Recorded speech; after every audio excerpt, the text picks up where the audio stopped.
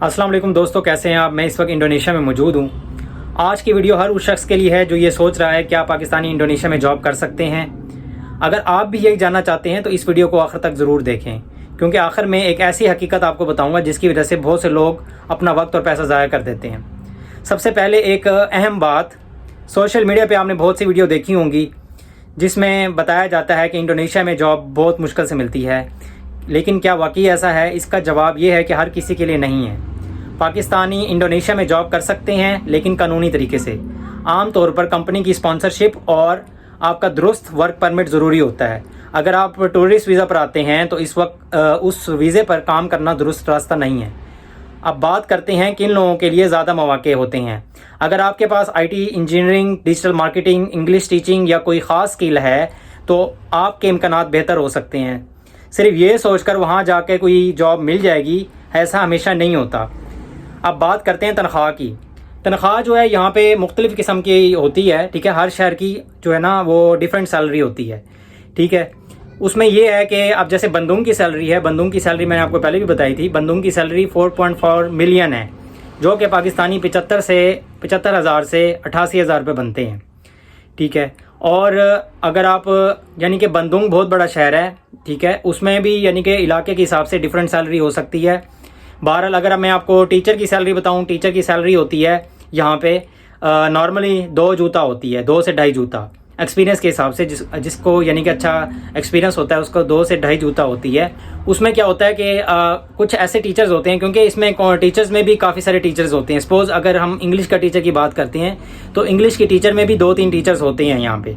English जो है वो यूनिक लैंग्वेज है यहाँ के लिए, क्योंकि यहाँ पे किसी को इंग्लिश बोलनी नहीं आती, लेकिन लोगों ने यहाँ पे इंग्लिश में मास्टर्स किया हुआ है तो उनको जॉब मिल जाती है, जो इंडोनेशियन के हवाले से मैं बता रहा हूँ आपको, ठीक है। तो उनकी सैलरी मैं आपको बताता हूँ। उनकी सैलरी इस तरह से हो सकती है, मिसाल के तौर पर अगर 6 लेक्चर हैं तो 3 लेक्चर जो हैं वो एक टीचर लेगी, 3 लेक्चर दूसरी टीचर लेगी, ठीक है। और बाज़ दफ़ा ऐसे होता है पूरे वीक में 5 दिन होती हैं क्लासें, 2 दिन छुट्टी होती है, ठीक है। अब 5 दिन में यानी कि मिसाल के तौर पे 3 दिन एक टीचर पढ़ाएगी, 2 दिन एक टीचर पढ़ाएगी। तो लेक्चर के हिसाब से उनकी सैलरी जब डिवाइड होती है, जब यानी कैलकुलेट होती है, तो एंड में सैलरी एक टीचर की जो बनती है, बाज़ दफ़ा वो पाकिस्तानी 7,000 रुपये, बाज़ दफ़ा पाकिस्तानी 12,000 रुपये, 10,000 रुपये, तो ये सैलरी बनती है। ये इंडोनेशियन के मैं बात कर रहा हूँ, ठीक है। बाकी मैं आपको बताता हूँ, क्योंकि मैं इंडोनेशियन के हवाले से आपको एक्सपीरियंस बता रहा हूँ कि इंडोनेशियन यहाँ पे किस तरह से, यहाँ पे कंपटीशन बहुत ज़्यादा है। इंडोनेशियन को भी यहाँ पे जॉब बहुत मुश्किल से मिलती है। अच्छा, एक और मैंने वीडियो में आपको बताया था कि यानी कि मैं जहाँ पहले रहता था उसके मेरे घर के पास जो है ना एक फ़लस्तीन रहता था, फ़लस्तीनी, ठीक है। वो फ़लस्तीन से आया हुआ था, उसने डिफरेंट मुल्कों में जॉब की हुई थी, लाइक साउथ अफ्रीका में भी, इसके अलावा ठीक है फ़लस्तीन में भी उसने जॉब की हुई थी। आपको पता है फ़लस्तीन के हालात कैसे हैं, तो वो फिर इंडोनेशिया में आया हुआ था। उससे मेरी हेलो आई हुई थी इधर मस्जिद में, ठीक है। तो उसने मुझे बताया था कि वो जॉब ढूंढ रहा है, तो मैं हैरान होता था कि वो जॉब ढूंढ रहा है, यहाँ उसको जॉब मिलेगी या नहीं मिलेगी। बहरहाल यहाँ पे फ़लस्तीन लोगों की जो है ना पाकिस्तान से भी ज़्यादा इज़्ज़त है, क्योंकि आपको पता है फ़लस्तीन में जुल्म हो रहा है। तो उसको जॉब लग गई थी, उसकी तकरीबन 2-3 महीने बाद जाके जॉब लगी थी एज अ इंग्लिश टीचर, ठीक है। सैलरी बहरहाल वो उस बंदे से मेरी दोबारा मुलाकात नहीं हुई, इस वजह से मैं सैलरी नहीं पूछ सका, लेकिन उनके दोस्तों से मैंने जो बात की थी तो वो कहते सैलरी बहुत कम है, ठीक है। खाने पीने का खर्चा और उनके जो यानी कि रिहाइश का खर्चा भी बहुत मुश्किल से पूरा हो रहा है। अब आखिर में आप मेरे साथ रहें, कुछ अहम बातें मैंने आपसे शेयर करनी है।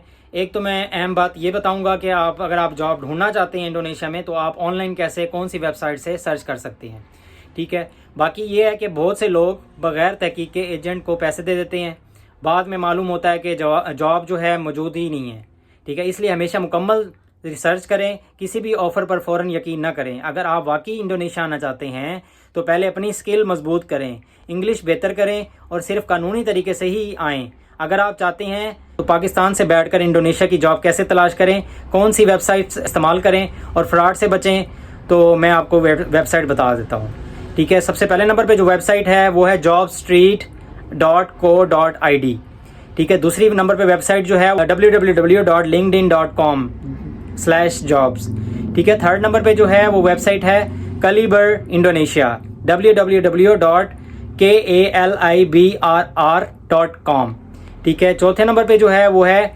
glints.com/id, ठीक है, जो ये असल वेबसाइट है। पाँचवें नंबर पे है id.indeed.com, छठे नंबर पे है KARIR.com, ठीक है। तो ये वेबसाइट हैं, ठीक है। ये जो है ना आप ऑनलाइन जो है ना पाकिस्तान में बैठे बैठे सर्च कर सकते हैं। अगर आपके पास कोई यूनिक स्किल है जो इंडोनेशिया में नहीं है तो इसमें आपके जॉब के चांसेस हैं, ठीक है। कानूनी तौर पे अगर आप आना चाहते हैं वर्क वीज़े पे, ठीक है। और इसके अलावा मैं आपको एक और बात बताता चलूँ कि जैसे मेरी कंपनी है या किसी और की कंपनी है, तो अगर वो रेस्टोरेंट चला रहा है या कोई फैक्ट्री यानी कि चला रहा है या कोई सुपरमार्केट चला रहा है, तो हम अपनी कंपनी से भी वर्क वीज़ा प्रोवाइड कर सकते हैं। लेकिन वो डिफ़िकल्ट होता है, उसकी फ़ीस भी बहुत ज़्यादा होती है वर्क वीज़े की, अगर लग जाए, ठीक है। ये लकीली लगता है। और इसके अलावा फ़ीस भी ज़्यादा होने के बाद उस एम्प्लॉय का टैक्स भी देना पड़ता है, ठीक है। और इसके अलावा जब उसको साल कंप्लीट हो जाएगा तो आपको वीज़ा एक्सटेंड करने के लिए भी दोबारा पैसे भरने पड़ेंगे, तो वो बहुत महंगा पड़ जाता है इस वजह से। फिर ये है कि याद रखें कि सिर्फ इन्हीं कंपनी में अप्लाई करें जो गैर मुल्की फॉरेनर वर्कर्स को कानूनी तौर पे हायर करती हैं, ठीक है।